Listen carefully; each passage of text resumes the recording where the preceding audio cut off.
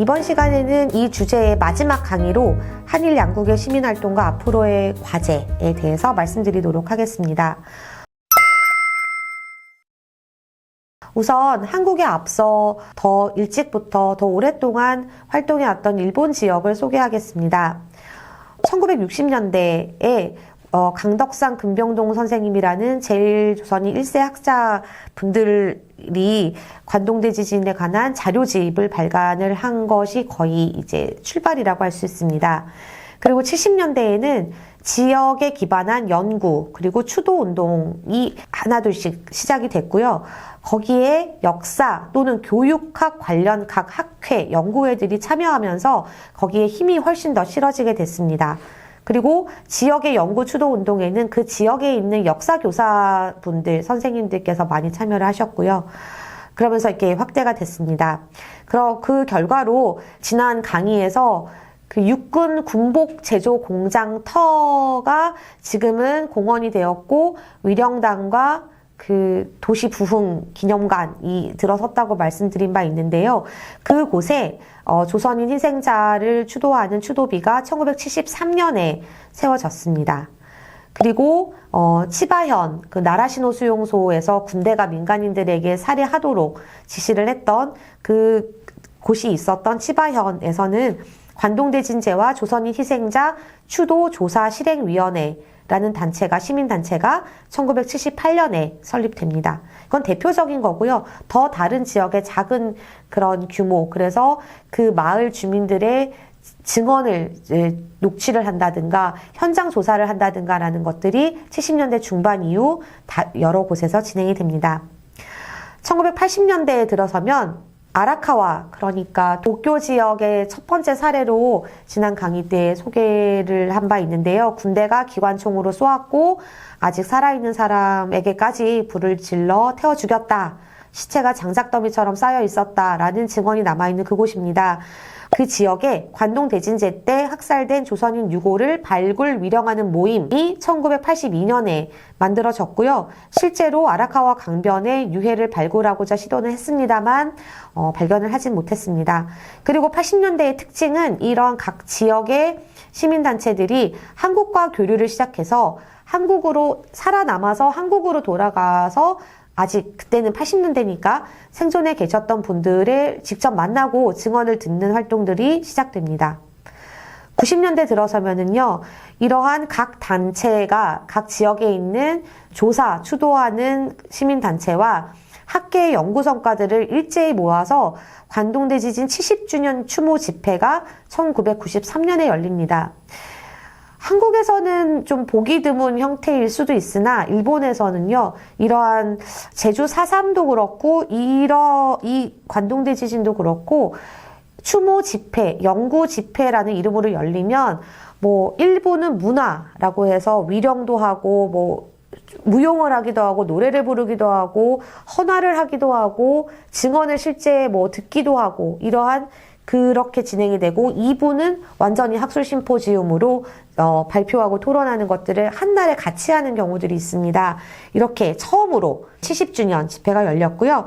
90년대는 직접 경험한 살아남으셨거나 직접 목격한 일본 주민들 또는 제일조선인들의 이야기를 당사자들한테 들을 수 있는 마지막 시기였다고 합니다. 그래서 굉장히 90년대는 활발했었고 90년대는 이뿐만이 아니라 일본군 위안부 피해자라든가 강제동원이라든가 그런 식민 지배 때 있었던 여러 가지 역사적 진실들의 규명을 요구하고 피해자들이 스스로 목소리를 내기 시작한 시기였기 때문에 이 주제 또한 굉장히 힘이 크게 실렸던 것 같습니다. 그리고 91년에는 중국인 노동자를 애도하는 모임, 그러니까 당시에 중국인 노동자들도 600여 명이 살해되었습니다. 일부는 조선인으로 오인되어 죽임을 당한 경우도 있지만 중국인 노동자들 또한 단체로 이주해서 와서 무리지어 생활했고 그들 또한 조선인 못지않은 값싼 노동력이었기 때문에 그 갈등, 대립이 있었다고 합니다. 그래서 그때 그렇게 죽었고 그 중에는 왕시티엔이라고 하는 당시 중국인 노동운동가의 대표적 인물은 또 살해되었습니다. 그런 중국인 학살 피해자들을 조사하고 기리는 모임이 91년에 일본에서 결성이 되었고요. 지금도 활동은 이어지고 있다고 합니다. 2000년대 들어서면 한국과 일본의 교류를 넘어서 한국, 일본, 중국을 포함하여 80주년 한중일 추모 집회가 2003년에 열렸습니다.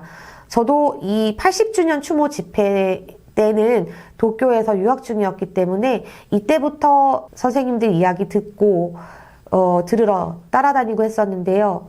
당시 정말 잊을 수 없는 경험을 한 게 조선인 학살을 직접 목격하고 그거를 증언해 줄 수 있는 마지막 생존자라고 알려져 있던 일본인 할머니 분이 한 분 계셨습니다. 그분께서 뭔가 이렇게 구체적이고 자세한 이야기를 증언해 주실 정도는 아니었어요. 굉장히 고령이었어요. 그래서 부축을 받고 그 현장에 오기만 해서 앉아 계셨는데 그 자리에 지금은 다 고인이 되셨지만 강덕상 선생님과 금병동 선생님 이라는 그 제일조선인 연구자들과 야마다 쇼지 선생님 아직 살아계십니다만 그러니까 단상에 올라가서 세 분이 이 학술 토론 같은 걸 하고 계셨어요. 그랬더니 이 일본인 할머니께서 손을 번쩍 드시더니 자리에서 이렇게 일어나셔서 그 할머니는 아마 90 가까이 되셨을 거고 제가 말씀드린 선생님들은 아마 20년 전이니까 60대 후반? 70대 초반? 그랬으셨을 것 같은데요. 그래도 우리한테는 굉장히, 대선배고, 약간 할아버지와 같은 존재였는데, 그 할머니께서 일어나시더니, 당신들은 나보다 훨씬 젊으니까, 앞으로 이거 다 진상규명하고 밝혀낼 때까지 죽지 말라고, 라고, 이렇게 정정한 목소리를 얘기했던 게, 생각이 나요. 그게 저의, 이 역사와 만나는 저의 첫 만남이기도 했는데요. 그리고 그 아라카와 다시 말씀드리지 않으셔도 아실 것 같지만 유해 발굴을 했던 그 아라카와의 추도비가 생깁니다. 2009년에 이게 가장 최근에 새로 만들어진 일본 지역의 추도비입니다. 나중에 다시 설명드리겠습니다. 그리고 2010년대 들어서서 가장 큰 거는 한번 말씀드린 바 있지만 연구자와 시민들이 함께 만든 조선인 학살의 국가 책임을 묻는 모임이 2010년에 결성이 되어 있습니다. 이게 2009년에 건립된 가장 최근에 만들어진 추도비가 바로 이 사진에 있는 이건데요. 왜 중요한지를 설명해 드리겠습니다. 비문을 잠시 소개해 드릴게요. 1923년 관동 대진제 때 일본의 군대, 경찰, 유언 비어를 믿은 민중들에 의해 많은 한국 조선인들이 살해되었다. 도쿄의 시타마치 일대에서도 식민지 하에 고향을 떠나 일본에 와 있던 사람들이 이름도 남기지 못한 채 소중한 목숨을 빼앗겼다. 이 역사를 가슴에 새기고 희생자를 추도하며 인권 회복과 양민족의 화해를 바라며 이 비를 건립한다. 여기서 중요한 거는 일본의 군대, 경찰, 유언 비어를 믿은 민중들에 의해서 살해되었다. 이 문장 때문에 중요한 겁니다. 지난 시간인가 말씀드린 적이 있는 것 같은데요. 1947년에 제일조선인들이 스스로 세운 비를 제외하고는 이렇게 가해 학살 주체가 명기된 비가 하나도 없습니다. 대부분 지진의 혼란 속에서 희생된 조선인, 이게 가장 일반적인 보편적인 문장이에요. 가해 주체는 없지만 피해 주체만 있는. 그런데 이 비는 정말 수십 년 동안 연구를 하고 그리고 진상조사 및 추도 조사 활동을 했던 제일조선인들과 일본에 뜨지는 시민들이 정말 결심을 하고 작정하고 만든 비라고 저는 알고 있어요. 이 비문에. 그런데 이런 비를 예를 들어 제일 좋은 건 강변에 정말 거기 사람들 많이 산책하는 강변이거든요. 거기 이제 눈에 잘 띄는 데 있으면 참 좋겠지만 그러려면은 동경의 그 행정기관의 승낙을 받아야 되는데 해주겠습니까? 안 해줘서 안 해준 것도 있고 그런데 놔두면 행정기관이 승낙해줬다, 지원해줬다는 거를 구실삼아 나중에 이러고 지워라라든가 이런 요구를 할 수도 있고 등등을 고려하여 완전히 모금운동을 통해서 돈을 모아가지고 땅을 사버렸어요. 그래서 그 강변에서는 조금 걸어야 하고지만 여하튼 간에 사유지인데 어떡할 거예요. 내 땅에서 내가 세웠다는데. 그렇게 세우고 여기 이제 동네 주민들이 이제 이렇게 왔다 갔다 하면서 관리를 하고 있다고 해요. 그리고 그렇게 해서 지금은 이 테마로 해서 답사를 가거나 여행을 갔다가도 이런 거에 관심이 있는 사람들은 일부러라도 찾아가는 곳이 되어 있습니다. 한편 한국의 시민활동은 어땠을까요? 영구도 그렇고 추도도 그렇고 한국은 긴 공백기가 있었습니다. 그러다가 2007년에 한 시민단체에서 84주기 심포지엄 및 사진 전시회를 개최를 합니다. 그게 하나의 큰 계기가 82년에 추도 위령제 강연회가 있은 이후에 2007년이니까 25년이 지났죠. 그러고 나서 2009년에 1923 한일제일시민연대라는 단체가 설립됩니다. 한일제일, 그러니까 한국 사람과 일본 사람과 제일동포들이 함께 이 문제를 다루자, 고민하자, 활동하자라고 만들어진 단체입니다. 그 중심으로 해서 추도 모임도 생기고, 그리고 2년 전에는 제가 근무하는 독립기념관에서 차로 한 30분 정도 가는 병천에 기업과 평화를 위한 1923 역사관이라는 곳이 오픈을 했어요. 그래서 작지만 굉장히 의미 있는 전시를 하고 있고요. 그리고 2023년 100년을 맞이하기 때문에 한국의 다양한 시민단체, 역사 관련 단체 40여 개 단체가 모여서 간토학살 100주기 추도사업 추진위원회라는 협력회의체를 구성하여서 2023년을 맞이하려고 준비 중에 있습니다. 저도 이렇게 쭉 강의를 하고 저도 생각을 정리했는데, 그래서 100년을 맞이하는데 앞으로 우리는 무엇을 어떻게 해야 할 것이며 뭐가 남았는가라는 것을 굉장히 간략하고 컴팩트하게 전달을 할 수 있으면 참 좋겠는데요. 저도 아직 머릿속이 제 머릿속에도 물음표도 많고요. 그래서 그냥 제가 생각하는 것들을 전달을 드리고 함께 고민해보는 것으로 강의 전체를 마치고 싶습니다. 일단은 한번 누구를 기억해야 하는지를 한번 생각해 보고 싶어요. 이런 희생자 규모가 큰 사건인 경우에 대부분 숫자로 얘기를 합니다. 그리고 지금도 숫자가 정확한 숫자가 아니기 때문에 이 역사는 정설로 단정 지을 수 없다라고 하는 왜곡이나 부정의 시각도 존재하는 것도 맞습니다. 그리고 정확한 피해 규모를 알 수 있는 방법은 참 험난할 것 같아요. 100년이 지났는데요. 하지만 단 실마리가 전혀 없는 건 아닙니다. 지금 화면에 보이시겠습니다만 2015년에 주일 한국 대사관의 창고를 이전한다고 치우다가 우연히 발견을 했대요. 1952년, 53년 당시 한일회담을 준비하는 과정에서 일본 진제시 피살자 명부라는 것을 한국 정부가 작성을 했나 봅니다. 이런 중요한 자료가 주일 한국 대사관의 창고에 몇 년이죠? 60년 이상 잠들어 있다가 세상의 빛을 보게 된 거죠. 그런데 안타깝게도 한 40여 분 정도의 명단밖에 실려있진 않습니다. 근데 어쨌거나 보이시는 것과 같이 본적지 등등을 알 수 있는 중요한 단초고요. 그리고 굉장히 드물지만 일본의 절이나 이런 곳에 위패 또는 작은 묘비에 피해자 이름이 성함이 쓰여있는 경우가 있어요. 그 중에 일부는 유족이 확인된 부분도 계십니다.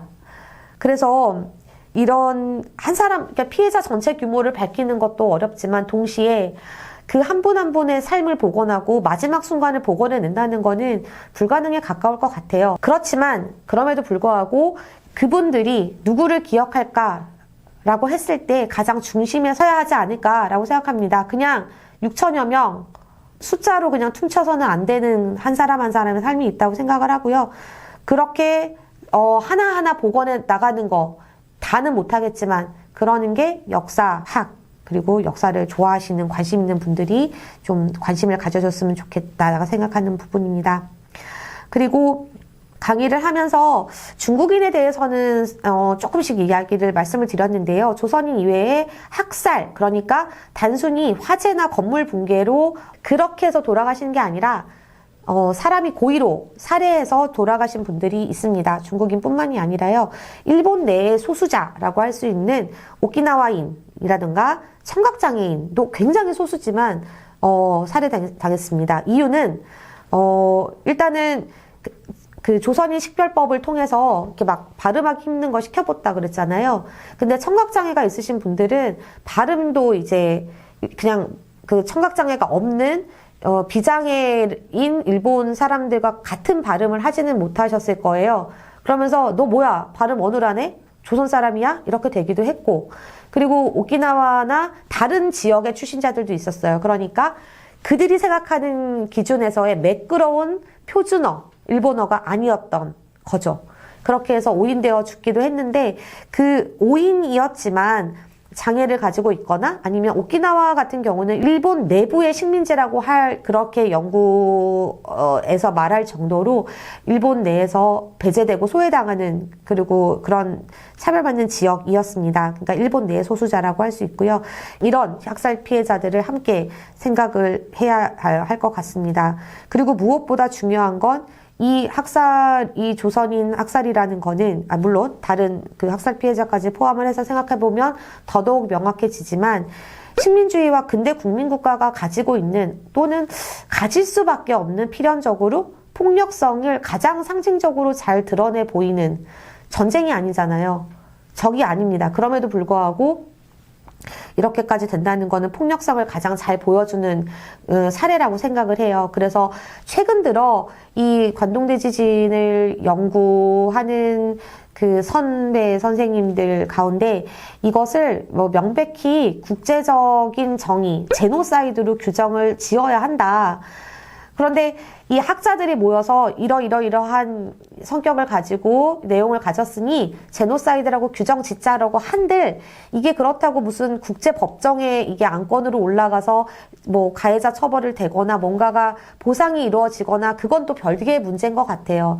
하지만 제노사이드라고 얘기를 했을 때 이게 단순히 일본과 한반도, 물론 지금의 북한도 포함을 해야 되기 때문에 한반도만의 양자 간의 문제만은 아닌 거거든요. 피해자가 다양해서 뿐만이 아니라 이러한 제노사이드, 특정 민족, 특정 종교, 특정 지역 등등을 그 속성을 이유로 집단 절멸을 시키려는 행위를 제노사이드라고 한다면 이것도 거기에 포함을 할 수 있고, 그랬을 때 저희가 제노사이드라고 딱 떠올릴 때 대부분 딱 떠올릴 수 있는 유럽 국가의 비유럽의 식민 지배 또는 전쟁을 했을 때 집단 학살을 했던 거를 제노사이드라고 떠올릴 텐데요. 거기와 함께 논의를 했을 때 조금 더 이 조선인 학살이라는 거를 특수한 사례가 아니라, 양국 간의 특수한 사례가 아니라 조금 더 보편적인 시각에서 다른 나라들, 좀 더 넓은 시야에서 같이 논의를 하고 어떻게 하면은 이 역사를 잘 극복하고 그리고 이 역사를 잘 기억하고 전승하고 남길 수 있을까를 고민하는데 도움이 되지 않을까 앞으로라고 생각을 합니다. 네, 그렇게 된다면 가장 첫 번째 강의 때 말씀드린 것처럼, 그러니까 일본이 나빠, 그러니까 일본이 반성하면 돼 뿐만이 아니라 이때 100년 전과 같은 똑같은 집단 학살은 아닐지 모르겠지만 소리 없는 학살, 피가 없는 학살이라고 해야 되려나요? 그 인터넷상에서 많이 벌어지고 있는 한국의 현실 또한 돌이켜보면서 이 역사가 주는 현재적 교훈을 한번 생각해 볼 수 있는 그런 강의가 되었다면 감사하겠습니다. 이것으로 강의를 마치겠습니다. 감사합니다.